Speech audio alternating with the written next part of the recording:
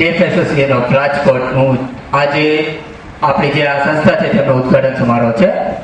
તો સૌપ્રથમ હું જણાવી દઉં કે આપણી જે આ સંસ્થા છે તેના ઉદ્દેશ્ય શું છે. તો પહેલું છે કે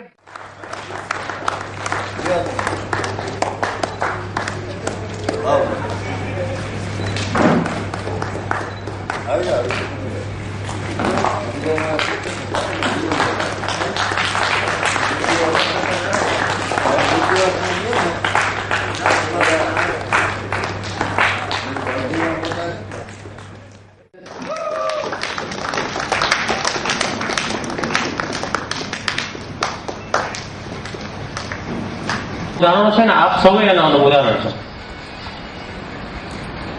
મિત્રો હું 200 વર્ષ પહેલાની એક વાત કરું. અમેરિકા વિકસિત થઈ ગયું.